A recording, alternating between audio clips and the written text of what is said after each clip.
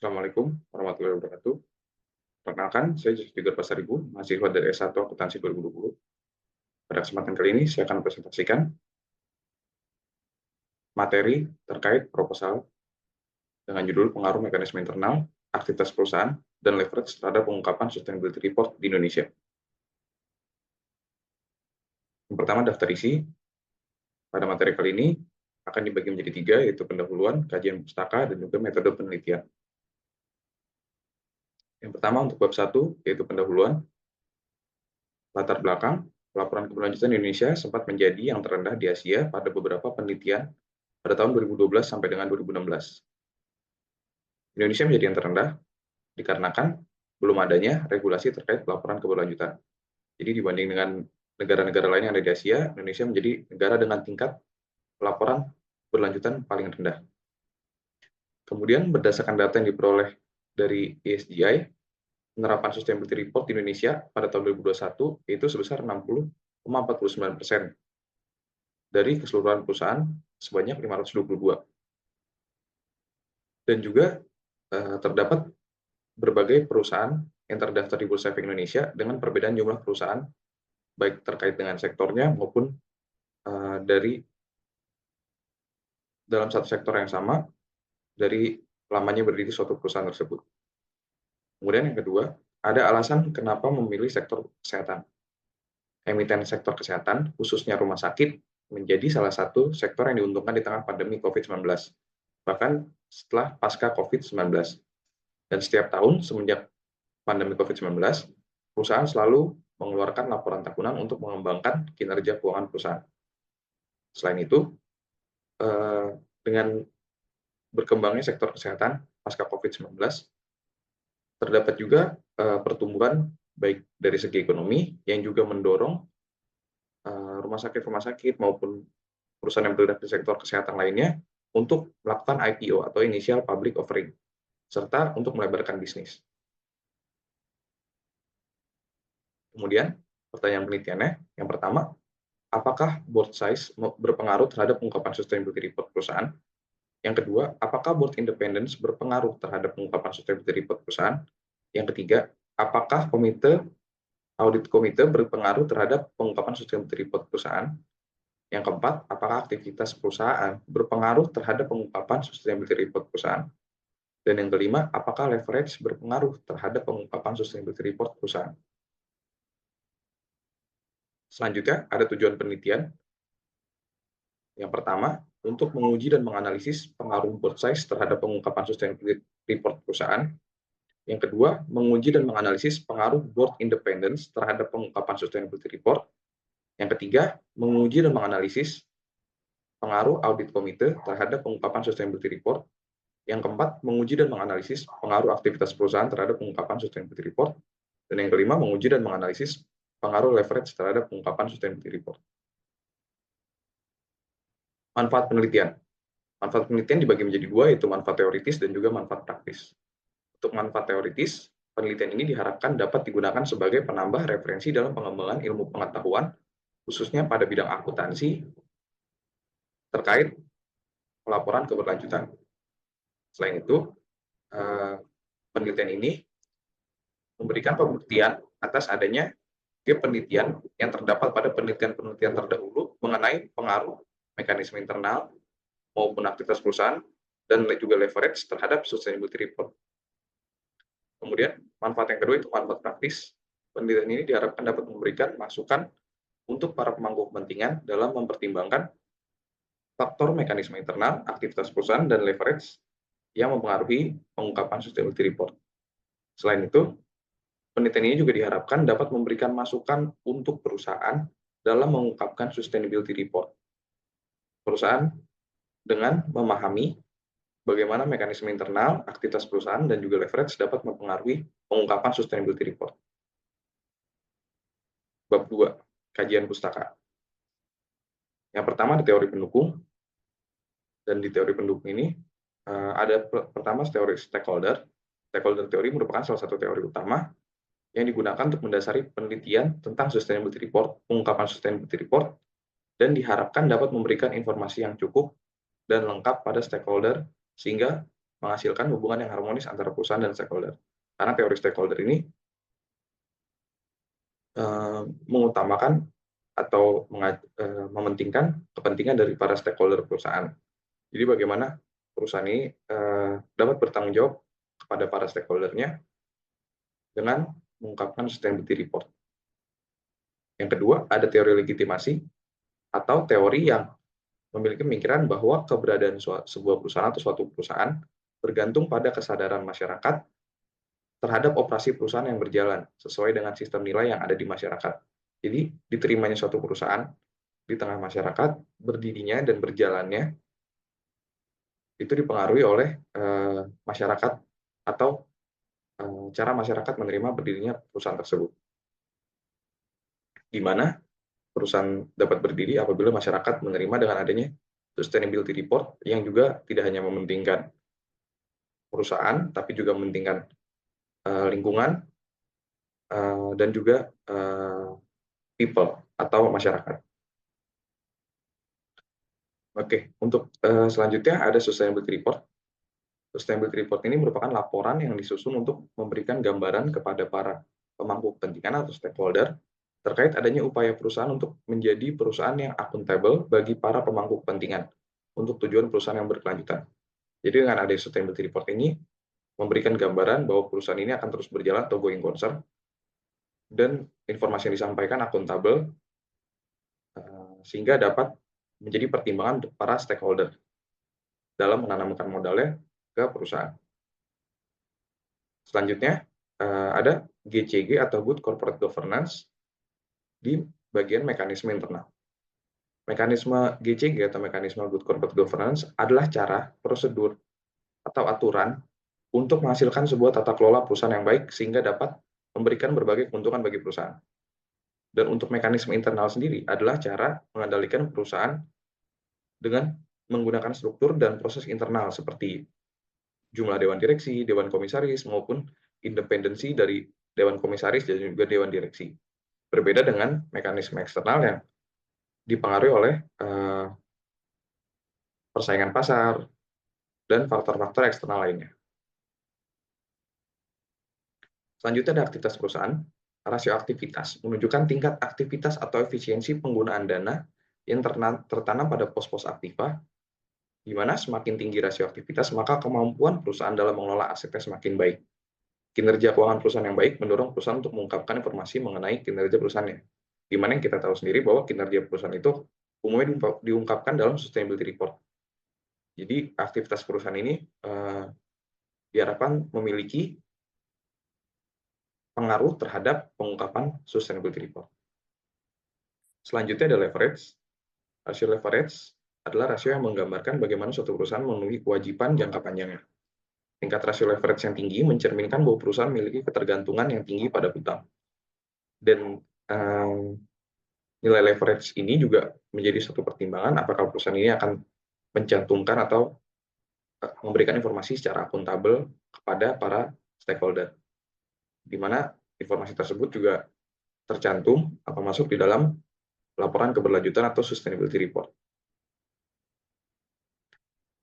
Selanjutnya ada hasil penelitian terdahulu. Saya menggunakan beberapa penelitian terdahulu, baik penelitian nasional maupun internasional, yang berkaitan dengan pengaruh faktor-faktor yang mempengaruhi sustainability report. Seperti salah satunya penelitian dilakukan oleh James Andrews terkait corporate governance and its implication for sustainability report quality in Latin America, di mana hal yang mempengaruhi sustainability report itu diuji dengan berbagai proxy atau berbagai variabel, baik ekuitas yang terkontrol, kepemilikan asing, dewan komisaris yang juga merupakan bagian dari mekanisme internal, anggota dewan, dan variabel lainnya. Ada juga penelitian yang dilakukan oleh Patricia Nyoko terkait dengan efek profitabilitas, aktivitas, leverage, dan ukuran perusahaan terhadap sustainability report, di mana terdapat beberapa variabel yang digunakan dengan hasil yang berbeda dengan penelitian-penelitian lainnya. Dari itu, saya menyusun kerangka penelitian, di mana terdapat 5 variabel yang menggunakan berbagai proxy. Untuk mekanisme internal menggunakan board size, board independence, dan juga audit komite. Dan untuk leverage menggunakan fixed asset turnover. Kemudian untuk aktivitas perusahaan menggunakan fixed asset turnover, dan untuk leverage menggunakan debt to equity yang akan diuji terhadap sustainability report. Sehingga terdapat pengembangan hipotesis yang saya susun. Yang pertama, hipotesis 1, board size berpengaruh terhadap pengungkapan sustainability report. Hipotesis 2, board independence berpengaruh terhadap pengungkapan sustainability report. Hipotesis yang ketiga, audit komite berpengaruh terhadap pengungkapan sustainability report. Hipotesis keempat, aktivitas perusahaan berpengaruh terhadap pengungkapan sustainability report. Dan hipotesis 5, leverage berpengaruh terhadap pengungkapan sustainability report. Selanjutnya, bab 3, metode penelitian. Yang pertama ada unit analisis. Penelitian ini menggunakan metode kuantitatif berlandaskan pada filsafat positivisme atau mengandalkan empirisme yang digunakan untuk meneliti pada populasi atau sampel tertentu. Pengumpulan data menggunakan instrumen penelitian yang objektif dan analisis data yang bersifat jumlah atau statistik. Untuk populasi pada penelitian ini adalah sebuah objek atau subjek yang memenuhi suatu kondisi tertentu yang terkait dengan konteks penelitian yang diangkat dan sesuai dalam bidang penelitian yang luas. Populasi dalam penelitian ini diambil dari perusahaan sektor kesehatan yang terdaftar di Bursa Efek Indonesia pada periode tahun 2020 sampai 2023. Sampel yang digunakan itu memiliki kriteria. Yang pertama, perusahaan sektor kesehatan yang terdaftar di Bursa Efek Indonesia pada periode tahun 2020 sampai 2023. Perusahaan sektor kesehatan yang terdaftar di Bursa Efek Indonesia yang tidak melaporkan atau mempublikasikan sustainability report secara lengkap setiap tahunnya selama periode 2020 sampai 2023, dan perusahaan sektor kesehatan yang terdaftar di Bursa Efek Indonesia yang melaporkan atau mempublikasikan sustainability report secara lengkap setiap tahun selama periode 2020 sampai 2023. Hingga dari 33 perusahaan yang terdaftar di Bursa Efek Indonesia yang berada pada sektor kesehatan, saya mengambil 14 perusahaan yang melaporkan atau mempublikasikan sustainability report secara lengkap setiap tahunnya. Dari mulai 2020 sampai dengan 2023. Kemudian untuk teknik pengumpulan datanya, data sekunder pada penelitian ini berupa annual report dan juga pengumpulan data arsip melalui studi dokumentasi seperti studi pustaka berupa jurnal, penelitian terdahulu, laporan keuangan, dan juga laporan keberlanjutan dan laporan tahunan yang dipublikasi di website resmi Bursa Efek Indonesia maupun di website resmi perusahaan sektor kesehatan yang terdaftar pada Bursa Efek Indonesia. Kemudian untuk operasional variabelnya, yang pertama ada variabel dependent atau variabel terikat. Dalam penelitian ini adalah sustainability report, laporan keberlanjutan yang juga dapat digambarkan sebagai triple bottom line atau TBL yang terdiri dari 3P atau profit, people, dan juga planet, di mana sustainability report ada pelaporan yang merupakan praktik pengukuran, pengungkapan, dan upaya bertanggung jawab atas pembangunan berkelanjutan untuk mencapai keberlanjutan. Di mana untuk mendapatkan data sustainability report, ada rumus pengukuran sustainability report yang diterbitkan oleh GRI atau Global Reporting Initiative menggunakan keterangan SRDI, yaitu Sustainability Report Disclosure Index perusahaan. Kemudian untuk variabel independennya, yang pertama ada dari mekanisme internal. Yang pertama ada board size, di mana untuk mendapatkan data board size, maka menggunakan rumus dari jurnal Corporate Governance Data of Six Asian Economics, yaitu jika nilai lebih dari atau sama dengan 5, maka dinyatakan sebagai 1. Jika tidak, maka dinyatakan sebagai 0. Selain itu, untuk board independence atau X2-nya, itu untuk mendapatkan data X2 menggunakan rumus proporsi dewan komisaris adalah jumlah dewan komisaris independen dibagi dengan jumlah dewan komisaris. Selanjutnya, komite audit, di mana untuk mendapatkan data X3 atau komite audit menggunakan jumlah komite audit pada laporan keuangan perusahaan. Selanjutnya, aktivitas perusahaan, yaitu di X4, untuk mendapatkan data X4 menggunakan rumus fixed asset turnover, bukan total asset turnover, karena untuk sektor kesehatan, fixed asset lebih mempengaruhi dibanding dengan current asset pada perusahaan. Jadi variabel atau proxy yang diambil adalah fixed asset turnover. Di mana untuk mendapatkan fixed asset turnover adalah net sales atau penjualan bersih dibagi dengan total fixed asset. Selanjutnya ada leverage, di mana leverage menggunakan proxy debt to equity ratio dengan cara total liability dibagi dengan total equity. Selanjutnya ada metode analisis, ada analisis statistik deskriptif, yaitu analisis statistik yang digunakan untuk menganalisis atau menggambarkan data dalam suatu sampel atau populasi secara rinci dan secara ringkas dan juga terstruktur. Selanjutnya ada uji asumsi klasik, di mana uji statistika klasik adalah serangkaian tes statistik yang digunakan untuk memverifikasi apakah model regresi linear memenuhi asumsi yang diperlukan. Dan asumsi tersebut meliputi uji normalitas, autokorelasi, heteroskedasitas, dan multikolonialitas dari residu. Selanjutnya ada uji normalitas, di mana uji normalitas merupakan sebuah metode statistik yang digunakan untuk menentukan apakah data yang diamati berdistribusi secara normal. Selanjutnya, uji autokorelasi, di mana uji autokorelasi bertujuan untuk menguji apakah dalam model regresi linear terdapat kesalahan pada periode waktu dengan kesalahan pengganggu pada periode waktu. Selanjutnya ada multikolinearitas, yaitu uji yang dirancang untuk menguji apakah model regresi menemukan korelasi antar variabel bebas atau independen.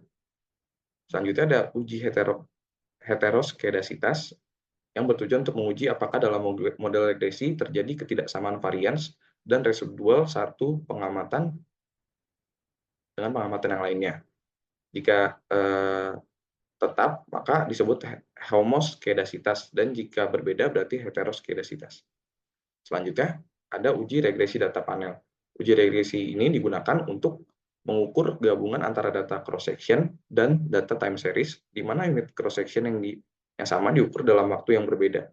Maka dengan kata lain, data panel merupakan data dari beberapa individu sama yang diamati dalam kurun waktu tertentu.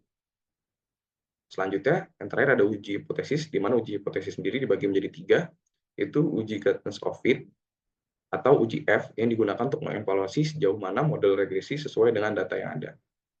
Selanjutnya ada uji signifikansi parameter individual, atau uji T, yang dilakukan untuk mengevaluasi signifikansi masing-masing koefisien regresi antara variabel bebas dan variabel terikat secara individual. Selanjutnya ada uji koefisien determinan, di mana uji koefisien determinasi atau regresi mengukur seberapa, atau R kuadrat mengukur seberapa besar variasi variabel dependen yang dapat dijelaskan oleh variabel independen. Sekian yang dapat saya sampaikan, kurang lebihnya mohon maaf. Wassalamualaikum warahmatullahi wabarakatuh.